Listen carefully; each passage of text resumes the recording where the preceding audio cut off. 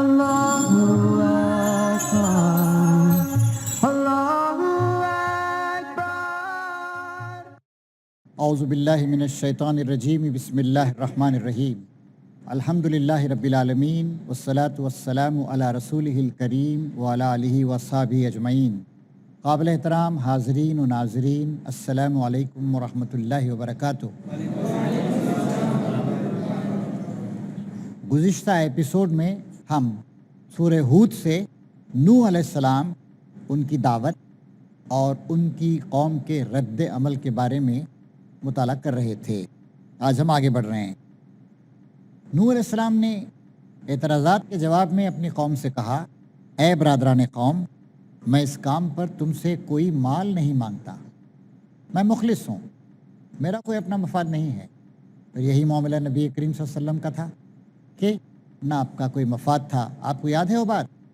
ایک بار مکے کے لوگوں نے دیکھا اور ایک سردار کو بھیجا۔ سردار نے آ کر کہا، اے محمد صلی اللہ علیہ وسلم، آپ کیا چاہتے ہیں؟ آپ اگر دولت چاہتے ہیں تو ہم عرب کی ساری دولت آپ کے قدموں میں لا کے ڈھیر کر دیں گے۔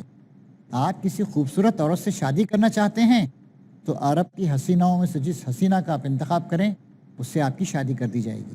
اور اگر آپ سرداری، لیڈرشپ، اقتدار چاہتے ہیں تو ہم سب آپ کی صلاحیتوں کے معترف ہیں اور ہم آپ کو اپنا سردار بنانے کے لیے تیار ہوں۔ نبی کریم صلی اللہ علیہ وسلم نے صاف صاف کہہ دیا، ان میں سے کسی چیز کا میں طلبگار نہیں ہوں۔ اور اللہ تعالیٰ کے کلام کی آیات پیش کیں تو جو سردار آیا تھا نمائندہ بن کر، وہ محبوط رہ گیا، حیران رہ گیا۔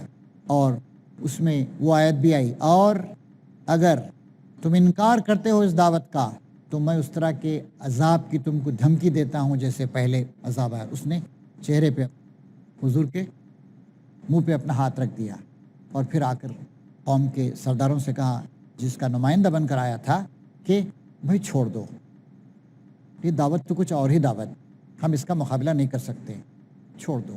اور چونکہ وہ بالکل ہی قومی انداز سے سوچنے کا عادی تھا، اس نے کہا چلنے دو اس چیز کو، اگر یہ کامیاب و کامرہ ہو گئے تو ہماری ہی کامیابی، ہم بھی عرب ہیں، اور اگر ناکام ہو گئے، کسی نے حملہ کر کے ختم کر دیا، تو چلو ہم تو بچ جائیں گے اس چیز سے، اس کشمکش سے۔ تو یہاں فرمایا جا رہا ہے، اے برادران قوم، میں اس کام پر تم سے کوئی مال نہیں مانگتا۔ یہ نوح علیہ السلام کے الفاظ تھے، یہی الفاظ حضور نے بھی فرمائے، میرا اجر تو اللہ کے ذمے ہے، ان اجری الا علی اللہ، اور میں ان لوگوں کو دھکے دینے سے بھی رہا جنہوں نے میری بات مانی ہے، وہ آپ ہی اپنے رب کے حضور جانے والے ہیں۔ اس طرح کی بات مکے کے سردار بھی کہتے تھے۔ کس ٹائپ کے لوگ آپ کے پاس آ کر جمع ہو گئے ہیں؟ یہ معمولی ٹائپ کے لوگ، یہ مزدور ٹائپ کے لوگ، یہ غلام ٹائپ کے لوگ۔ اور آپ جانتے ہیں بلال حبشی رضی اللہ تعالیٰ عنہ کو ایک غلام تھے جن کو حضرت عمر نے اسلام قبول کرنے کے بعد آزاد کیا۔ حضرت صہیب باہر سے آئی ہوئی ایک شخصیت تھی ان کی۔ کمزور لوگ، چونکہ کمزور لوگوں کے سامنے کوئی مفاد نہیں ہوتا ہے، کوئی رکاوٹ نہیں ہوتی ہے، کوئی لالچ نہیں ہوتا ہے، حق کو سمجھنا ان کے لیے آسان ہوتا ہے۔ دولت بہت بڑی رکاوٹ ثابت ہوتی ہے، پردہ بن جاتی ہے۔ آج بھی آپ دنیا میں دیکھیے، بہت پرومیننٹ ٹائپ کے لوگ، بہت بڑے بڑے سردار ٹائپ کے لوگ، پولیٹیکل لیڈرز اسلام نہیں قبول کرتے ہیں۔ اللہ تعالیٰ توفیق دیتا ہے ان لوگوں کو جو مفادات سے بالاتر ہیں، جو مخلص ہیں، جو محسوس کرتے ہیں کہ ہم کچھ کھوئیں گے نہیں، ہم کچھ پالیں گے، ہم ایمان پالیں گے، خدا کی رضا اور خوشنودی پالیں گے، ہم آخرت کی کامیابی پالیں گے۔ ایسے لوگ، ان کے لیے آسانی ہوتی ہے۔ اور جو عیش و عشرت میں مبتلا ہیں، مفادات کے پرستار ہیں اور دنیا کی عظمتوں کے طلبگار ہیں، عموماً نہیں آتے ہو۔ تو نوح علیہ السلام نے کہا کہ میں ان لوگوں کو دھکے نہیں دے سکتا ہوں۔ اور حضور اکرم صلی اللہ علیہ وسلم سے لوگ کہتے تھے، مکے کے سردار، یہ کس ٹائپ کے لوگ آپ کے پاس بیٹھتے ہیں، ذرا انہیں ہٹائیے تو ہم آئیں گے۔ حضور نے کہا کہ نہیں، ان کی میری اوپر کوئی ذمہ داری نہیں، میں سب کے سامنے دعوت پیش کرتا ہوں۔ بلکہ ایک بار ایسا ہوا، ابسا و تولا، عبداللہ بن ابن ام مکتوم، وہ جو ایک بہرحال سردار نہیں تھے اور وہ اندھے بھی تھے، وہ ایک بار نبی کریم صلی اللہ علیہ وسلم کے پاس تشریف لائے، ابن ام مکتوم۔ تو نبی کریم صلی اللہ علیہ وسلم کے پاس اس وقت کچھ مکے کے سردار بیٹھے ہوئے تھے اور آپ کو ذرا مناسب نہیں معلوم ہوا۔ آپ کا نقطہ نظر یہ تھا کہ ذرا یہ جو بڑے بڑے سردار ہیں یہ اگر بدل جائیں تو اچھا رہے گا، میں ان کے سامنے بات پیش کر رہا ہوں، تم بعد میں آ سکتے ہو۔ تو یہ بات اللہ تعالیٰ کو پسند نہیں آئی۔ اللہ تعالیٰ نے کہا کہ آپ کا رویہ صحیح نہیں ہے۔ مطلب یہ ہے کہ اسلام میں ہر فرد کی اہمیت وہ غریب ہو، کمزور ہو، وہ دھتکارا ہوا ہو، پست کردہ ہو، وہ سپریسڈ ہو، کچھ بھی ہو، اور یہی معاملہ وہاں بھی پیش آ رہا تھا۔ دنیا میں ہمیشہ سے چیزیں ہوتی آ رہی ہیں، آدمی شان و شوکت سے، حکومت سے، دولت سے، خوبصورتی سے، حسن سے، طاقت سے متاثر ہو جاتا ہے، اور انبیاء کرام کی جو لوگ مخالفت کرتے ہیں اکثر وہ لوگ بڑے لوگ ہوتے ہیں، خوشحال لوگ ہوتے ہیں، طاقتور لوگ ہوتے ہیں، صاحب اقتدار لوگ ہوتے ہیں۔ پھر فرمایا نوح علیہ السلام نے، مگر میں دیکھتا ہوں کہ تم لوگ جہالت برت رہے ہو، اور اے قوم، اگر میں ان لوگوں کو دھتکار دوں تو خدا کی پکڑ سے کون مجھے بچانے آئے گا؟ تم لوگوں کی سمجھ میں کیا اتنی بات بھی نہیں آتی؟ اور میں تم سے نہیں کہتا کہ میرے پاس اللہ کے خزانے ہیں، نہ یہ کہتا ہوں کہ میں غیب کا علم رکھتا ہوں، نہ میرا دعویٰ ہے کہ میں فرشتہ ہوں، اور یہ بھی نہیں کہہ سکتا کہ جن لوگوں کو تمہاری آنکھیں حقارت سے دیکھتی ہیں انہیں اللہ نے کوئی بھلائی نہیں دی ہے، میں ایسا نہیں کہہ سکتا ہوں۔ یہ بھلائی کے طلبگار ہیں، ان کے نفس کا حال اللہ ہی بہتر جانتا ہے، اگر میں ایسا کہوں تو ظالم ہوں گا۔ نوح علیہ السلام نے ان سرداران قوم کے جواب میں بات ارشاد فرمائی۔ آخرکار ان لوگوں نے کہا، اے نوح، تم نے ہم سے جھگڑا کیا اور بہت کر لیا، اب تو بس وہ عذاب لے آؤ جس کی تم ہمیں دھمکی دیتے ہو اگر سچے ہو۔ نوح نے جواب دیا، وہ تو اللہ ہی لائے گا، میں اشارہ کروں عذاب آ جائے گا ایسا نہیں ہے، وہ تو اللہ ہی لائے گا اگر چاہے گا، اور تم اتنا بل بوتا نہیں رکھتے کہ اسے روک دو۔ اب اگر میں تمہاری کچھ خیر خواہی کرنا بھی چاہوں تو میری خیر خواہی تمہیں کوئی فائدہ نہیں دے سکتی۔ جب اللہ ہی نے تمہیں بھٹکا دینے کا ارادہ کر لیا ہو، اللہ ہی نے تمہیں بھٹکا دینے کا ارادہ کر لیا ہو، یعنی تمہارے مسلسل انکار، تمہاری کٹ حجتی اور تمہاری شرارتوں کی وجہ سے اللہ تعالیٰ نے جب فیصلہ کر لیا کہ اب مانیں گے نہیں یہ لوگ، وہی تمہارا رب ہے اور اسی کی طرف تمہیں پلٹنا ہے۔ اور اے محمد صلی اللہ علیہ وسلم، دیکھیے کس طریقے سے ہزاروں سال پہلے نوح علیہ السلام اور ان کی قوم کے درمیان جو کشمکش ہوئی تھی اس کو اس کشمکش پر منطبق کیا جا رہا ہے جو نبی کریم صلی اللہ علیہ وسلم کے زمانے میں مکے میں ہو رہی ہے۔ اے محمد، کیا یہ لوگ کہتے ہیں کہ اس شخص نے سب کچھ گھڑ لیا ہے؟ ان سے کہو، اگر میں نے خود گھڑا ہے تو مجھ پر اپنے جرم کی ذمہ داری ہے، جو جرم تم کر رہے ہو اس کی ذمہ داری سے میں بری ذمہ ہوں۔ میں نے تو گھڑا نہیں، لیکن تم ایسا کہتے ہو تو یہ بات سوچو کہ تم جو اس کا انکار کر رہے ہو، ان کائناتی حقیقتوں کا، ان آفاقی حقیقتوں کا کہ اللہ ہے، اللہ کی عبادت کی جائے، اللہ ہی کو معبود بنایا جائے، کسی کو شریک نہ کیا جائے، اور اللہ کے احکام پر عمل کیا جائے، اللہ کے نبی کو مانا جائے، آخرت کو تسلیم کیا جائے، اگر نہیں مانتے ان باتوں کو تو جو تم جرم کر رہے ہو اس کی ذمہ داری تم پر ہے۔ نوح پر وحی کی گئی، تمہاری قوم میں سے جو لوگ ایمان لا چکے بس وہ لا چکے، اب کوئی ماننے والا نہیں ہے، ان کے کرتوتوں پر غم کرنا چھوڑ دو اور ہماری نگرانی میں ہماری وحی کے مطابق ایک کشتی بنانی شروع کر دو۔ فیصلے کے دن قریب آ رہے تھے، اور دیکھو جن لوگوں نے ظلم کیا ہے ان کے حق میں مجھ سے کوئی سفارش نہ کرنا، میں فیصلہ کروں گا، آئے گا عذاب، آئے گا طوفان نوح، یہ سارے کے سارے اب ڈوبنے والے ہیں، بتا دیا اللہ تعالیٰ نے پہلے ہی نوح علیہ السلام۔ نوح کشتی بنا رہا تھا اور اس کی قوم کے سرداروں میں سے جو کوئی اس کے پاس سے گزرتا تھا وہ اس کا مذاق اڑاتا تھا۔ آگے چل کر کیا ہونے والا ہے نوح علیہ السلام کو معلوم تھا، ان کی قوم کے اس دانش مند، عقل مند، دولت مند سرداروں کو اس کا علم نہیں تھا۔ اس نے کہا، اگر تم ہم پر ہنستے ہو تو ہم بھی تم پر ہنس رہے ہیں، ان قریب تمہیں خود معلوم ہو جائے گا کہ کس پر وہ عذاب آتا ہے جو اسے رسوا کر دے گا، اور کس پر وہ بلا ٹوٹ پڑتی ہے جو ٹالے نہ ٹلے گی۔ دنیا میں اکثر یہ ہوتا ہے، حق اور باطل کی جب بھی کشمکش ہوتی ہے، چاہے نوح علیہ السلام کے زمانے میں ہوئی ہو یا نبی کریم صلی اللہ علیہ وسلم کے زمانے میں ہوئی ہو، دیکھیے جو لوگ 10-12 سال کی تبلیغ و اشاعت اور کوششوں کے باوجود، فہمائش کے باوجود مذاق اڑا رہے تھے، نہیں مان رہے تھے، 2-4 سال کے بعد وہ عذاب آیا، اسلام سربلند ہوتا چلا گیا اور مخالفین سارے کے سارے ختم کر دیے گئے۔ تو اس طریقے سے آدمی حیات دنیا کے ظاہری پہلو پہ توجہ دیتا ہے، اللہ تعالیٰ کی طرف سے کیا فیصلے ہو رہے ہیں اس کا اکثر اس کو علم نہیں ہوتا ہے۔ تو نوح علیہ السلام کا مذاق اڑانے لگے کہ دیکھیے زمین پہ کشتی چلائیں گے۔ نوح علیہ السلام نے کہا کہ تم ہنس رہے ہو آج ہم پر، ہمیں مجنون اور پاگل سمجھتے ہو، لیکن ہم بھی تم پہ ہنس رہے ہیں کیونکہ تمہارا جو انجام ہونے والا ہے تم کو معلوم نہیں ہے۔ حاضرین، اس وقت ایک وقت ہے بریک کا، بریک کے بعد انشاءاللہ نوح علیہ السلام کا یہ سبق آموز واقعہ جس کو اللہ تعالیٰ منطبق کر رہا ہے نبی کریم صلی اللہ علیہ وسلم کے حالات اور کشمکش پر، انشاءاللہ اس کا مطالعہ جاری رہے گا۔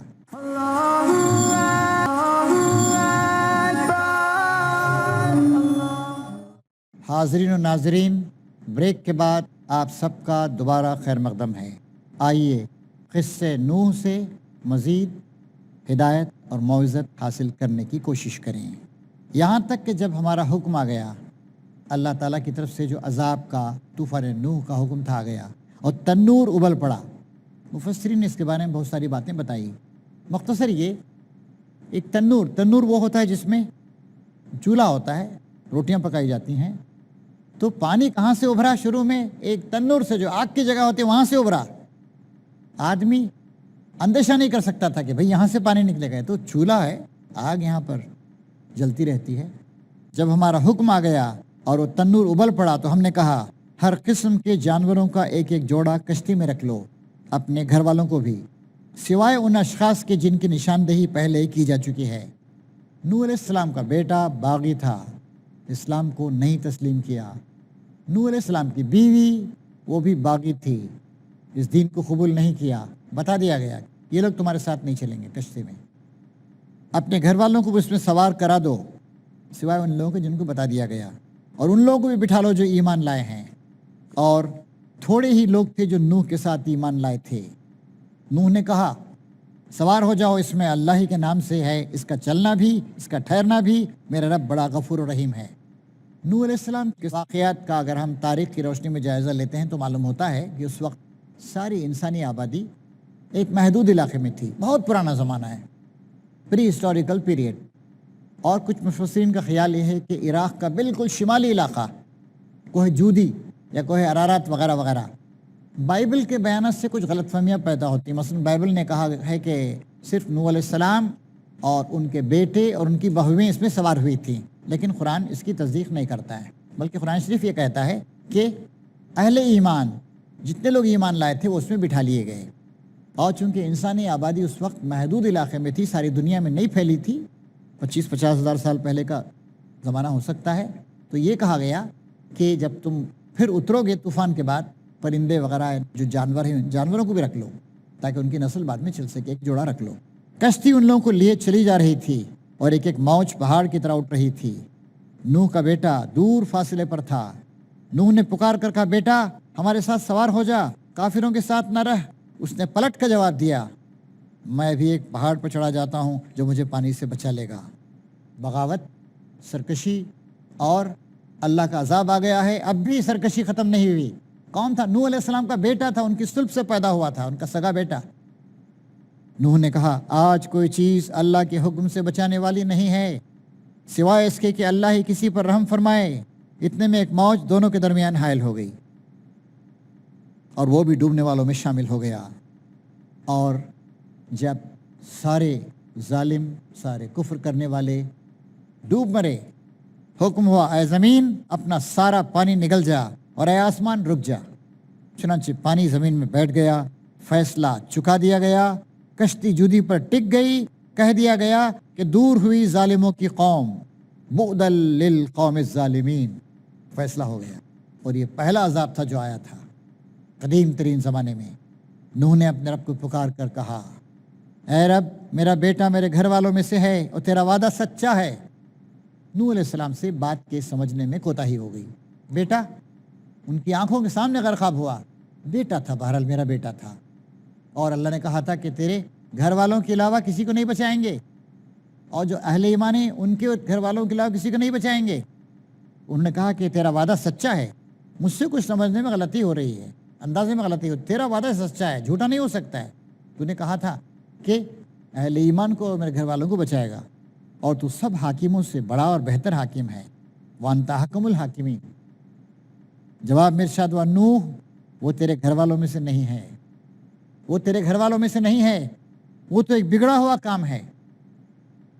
اس کی ایک مثال یوں سمجھیے کہ ایک آدمی ہے، ایک آدمی کا ایک ہاتھ سڑ گیا ہے، ہاتھ کو اگر نہیں کاٹا جائے، گینگرین ہو گیا ہے، تو باقی حصے بھی سڑ جائیں گے، بعد میں پورا ہاتھ کاٹنا پڑے گا، پھر انسان ہی مر جائے گا۔ ڈاکٹر کہتا ہے کہ اس ہاتھ کو ہم کاٹ دیتے ہیں، ہم کہتے ہیں کہ کاٹ دیں گے آپ، تو میرا ہاتھ، کیا کہے گا ڈاکٹر؟ نہیں آپ کا ہاتھ نہیں، تو ایک سڑی ہوئی چیز ہے، اسی معنی میں اللہ تعالیٰ نے کہا کہ وہ تو ایک بگڑا ہوا کام ہے، اس بات کی مجھ سے درخواست نہ کر جس کی حقیقت تو نہیں جانتا، میں تجھے نصیحت کرتا ہوں کہ اپنے آپ کو جاہلوں کی طرح نہ بنا لے۔ کیا بات ثابت ہو رہی ہے اس سے؟ نوح علیہ السلام سے جو بات کہی اللہ تبارک و تعالیٰ نے، پیغمبر کا بیٹا بھی اگر ہو لیکن اگر فاسق ہو، فاجر ہو، کافر ہو، ظالم ہو، انکار پہ جمع ہوا ہو، اور لوگ سمجھتے ہیں کہ کسی کی سفارش کام آ جائے گی، کسی کا وسیلہ کام آ جائے گا، کیسے کیسے غلط افکار کے لوگ شکار ہیں آج بھی ان واضح تعلیمات کے باوجود۔ نوح علیہ السلام کو اللہ تعالیٰ نے سخت الفاظ میں کہا تجھے نصیحت کرتا ہوں کہ اپنے آپ کو جاہلوں کی طرح نہ بنا لے۔ یہ جاہلیت کی بات ہے، جہالت کی بات ہے، علم کی بات نہیں ہے، ایمان کی بات نہیں ہے۔ تیرا بیٹا ایک بگڑا ہوا کام تھا، تیرا بیٹا نہیں تھا۔ دنیا میں بیٹے بھی ہوتے ہیں، بیٹیاں بھی ہوتے ہیں، بیویاں بھی ہوتے ہیں، شوہر بھی ہوتے ہیں، لیکن اسلام کا رشتہ اتنا اونچا ہے، اسلام ان سارے رشتوں کو ختم کر دیتا ہے۔ جہاں کفر ہو، جہاں ظلم ہو، جہاں جہالت ہو، جہاں انکار ہو، جہاں بغاوت ہو، جہاں سرکشی ہو، ایک مومن کا اس سے کوئی تعلق نہیں ہوتا ہے۔ اور اس کا نمونہ دکھایا صحابہ کرام نے مدینے کی زندگی میں۔ نوح نے فوراً عرض کیا، نوح علیہ السلام کو فوراً تنبیہ ہو گئی، خیال آ گیا، اے میرے رب انی اعوذ بک ان اسألک ما لیس لی بہ علم والا تغفر لی وترحمنی اکن من الخاسرین۔ اے میرے رب، میں تیری پناہ مانگتا ہوں اس بات سے کہ تجھ سے وہ چیز مانگوں جس کا مجھے علم نہیں ہے، اگر تو نے مجھے معاف نہ کیا، رحم نہ فرمایا تو میں برباد ہو جاؤں گا۔ اللہ تعالیٰ کے بندے کو ہمیشہ اللہ تعالیٰ کی طرف رجوع کرنا چاہیے۔ کوئی غلطی ہو جائے، غلطی پر متنبہ ہو جائے، وہاں تو معاملہ اللہ کا اور اللہ کے نبی کا تھا۔ جب ان سے غلطی ہو گئی، اللہ نے فوراً ڈانٹا، فوراً مان لیا، اللہ مجھے معاف فرما دے، مجھ سے بڑی غلطی ہو گئی، میں علم نہیں رکھتا ہوں، تو علم رکھتا ہے، تو حکم الحاکمین ہے۔ اور ظاہر ہے ہمارے پاس اس طرح کی براہ راست تو کوئی بات نہیں آئے گی، لیکن اللہ نے قرآن دیا ہے، حدیث دی ہے، نبی کریم صلی اللہ علیہ وسلم کا طریقہ دیا ہے، اس سے واقف ہونا چاہیے۔ اور جیسے ہمیں اس بات کا احساس ہو کہ ہم نے غلطی کر دی ہے تو فوراً اللہ سے معافی مانگنی چاہیے۔ حکم ہوا اے نوح اتر جا، ہماری طرف سے سلامتی اور برکتیں ہیں تجھ پر اور ان گروہوں پر جو تیرے ساتھ ہیں۔ اس سے بائبل کی اس بات کی تردید ہوتی ہے کہ صرف نوح علیہ السلام اور ان کے بیٹے اور ان کی بہویں اس میں تھے، نہیں، فرما رہا ہے اللہ تعالیٰ ہماری طرف سے سلامتی اور برکتیں ہیں تجھ پر اور ان گروہوں پر جو تیرے ساتھ ہیں، اور کچھ گروہ ایسے بھی ہیں جن کو ہم کچھ مدت سامانے زندگی بخشیں گے، پھر انہیں ہماری طرف سے دردناک عذاب پہنچے گا۔ تو یہ اللہ تعالیٰ کی ہمیشہ سے سنت رہی ہے، طریقہ رہا ہے۔ انبیاء کرام کو بھیجا، انبیاء کرام نہایت مخلص لوگ تھے، انہوں نے اللہ تعالیٰ کی باتوں کو لوگوں کو سمجھایا، انہوں نے دلائل دیے، اور انبیاء کرام پر ان کی پاکیزہ زندگیوں کو دیکھ کر بھی لوگ سمجھ سکتے تھے کہ یہ مخلص لوگ ہیں، یہ مفاد پرست لوگ نہیں ہیں، یہ کچھ سیاسی فائدہ حاصل کرنے والے لوگ نہیں ہیں۔ پھر جو لوگ ان پر ایمان لائے، ان کی زندگیوں میں ایسی تبدیلی آئی کہ لوگوں نے کہا کہ ہاں یہ صحیح طریقہ ہے، یہ اچھی تعلیم ہے، یہ اچھے اخلاق کی تعلیم۔ اس کے باوجود بھی جو لوگ دنیا پرستی کا شکار رہے، نفس پرستی کا شکار رہے، دولت پرستی کا شکار رہے، اپنے مفادات کے غلام رہے، انکار پہ انکار کرتے رہے، آخرکار اللہ تعالیٰ کا فیصلہ آیا اور پکڑ لیے گئے۔ اللہ تعالیٰ فرما رہا ہے اے محمد، یہ غیب کی خبریں ہیں جو ہم تمہاری طرف وحی کر رہے ہیں، اس سے پہلے نہ تم ان کو جانتے تھے نہ تمہاری قوم، پس صبر کرو، انجام کار متقیوں ہی کے حق میں ہے۔ صبر کرو، جمے رہو، جلد بازی میں کوئی فیصلہ مت کرو، مشتعل مت ہو جاؤ، مایوس مت ہو جاؤ، کوئی غلط طریقہ کار مت اختیار کرو، مصائب اور مشکلات کو برداشت کرو، مذاق اڑایا جا رہا ہے، استہزاء کیا جا رہا ہے، برداشت کرو، جمے رہو اپنے راستے پر۔ اور پھر فرما رہا ہے اللہ تعالیٰ کہ فصبر ان العاقبۃ للمتقین، صبر کرو، انجام کار متقی لوگ، پرہیزگار لوگ، اللہ تعالیٰ سے ڈرنے والے لوگ، انہی کا انجام اچھا ہوگا۔ اللہ تعالیٰ یہ بھی فرما رہا ہے یہاں پر کہ اے محمد صلی اللہ علیہ وسلم، یہ باتیں ہم تم کو وحی کے ذریعے سے بھیج رہے ہیں، تمہیں یہ باتیں معلوم نہیں تھیں۔ یہ تفصیلات نوح علیہ السلام کی کیا تعلیم تھی، کیا باتیں انہوں نے کہیں، ان کے بیٹے کے ساتھ کیا سلوک ہوا، ان کی بیوی کے ساتھ کیا سلوک ہوا۔ بیوی کا ذکر اور قرآن شریف میں آگے چل کر آتا ہے۔ اللہ تعالیٰ قرآن شریف میں جگہ ارشاد فرماتا ہے، اللہ تعالیٰ مومنوں کے سامنے مثال پیش کرتا ہے حضرت مریم کی، جن کو اللہ نے ایک حکم دیا، اس حکم کو انہوں نے مانا، اور فرعون کی بیوی کی حضرت آسیہ، جن پہ فرعون نے ظلم کیا، یہ دو خواتین انہوں نے بڑے اونچے ایمان کا ثبوت دیا. پھر اللہ تعالیٰ مثال دیتا ہے وہاں پر دو خراب خواتین کی, ایک نوح علیہ السلام کی بیوی, دوسرے لوط علیہ السلام کی بیوی. انہوں نے اپنے شوہروں کے ساتھ خیانت کی, یعنی اسلام نہیں لائیں. تو اللہ تعالیٰ نے ان دونوں سے کہا, نوح علیہ السلام کی بیوی سے کہا اور لوط علیہ السلام کی بیوی سے کہا کہ جہنم میں داخل ہونے والوں میں تم بھی چلے جاؤ. کوئی رعایت نہیں کی اللہ تعالیٰ نے. اے محمد, یہ غیب کی خبریں ہیں جو ہم تمہاری طرف وحی کر رہے ہیں. اس سے پہلے نہ تم ان کو جانتے تھے نہ تمہاری قوم. بس صبر کرو, انجام کار متقیوں ہی کے حق میں ہے. ایک آدھ منٹ اب ہمارے پاس باقی رہ گیا ہے, ایک آدھ سوال کیا جا سکتا ہے. السلام علیکم. جس طرح سے نوح علیہ السلام نے اپنے بیٹے کی تربیت کی اور بیٹے نے اسلام نہیں لایا, تو ہم یہ سوچ سکتے ہیں, کیا ہمارا یہ سوچنا صحیح ہوگا کہ نوح علیہ السلام کی تربیت صحیح تھی یا بیٹے کی علم صحیح نہیں تھی؟ نوح علیہ السلام کے بارے میں ہم اس طرح کی بدگمانی نہیں کر سکتے ہیں. انبیاء کرام اپنے اہل و عیال کو پورے طور سے ان کی تربیت کرتے تھے, لیکن ایک آدمی جب بالغ ہو جاتا ہے اس کے بعد وہ آزاد ہے. اس کا جو فکر ہے, اس کا جو عمل ہے, اس کا وہ ذمہ دار. لوط علیہ السلام نے اپنی بیوی کی ظاہر ہے کہ تربیت کی ہوگی, لیکن ایک آدمی تربیت سے فائدہ نہیں اٹھائے, انکار پہ جمع رہے, کفر کرے, تو یہ اس کی اپنی ذمہ داری. تو ہمارا وقت ختم ہو رہا ہے. اللہ تعالیٰ سے دعا کرتے ہیں کہ ہمیں اللہ تعالیٰ کے جس انصاف کا اس کے ذکر یہاں پر آیا ہے کہ کوئی رعایت نہیں کرتا ہے, اللہ تعالیٰ ہمیں اپنے عذاب سے بچائے اور اللہ تعالیٰ ہمیں صحیح طریقے سے اس کے احکام کی پیروی کرنے کی توفیق عطا فرمائے. وآخر دعوانا ان الحمدللہ رب العالمین. Allahu Akbar.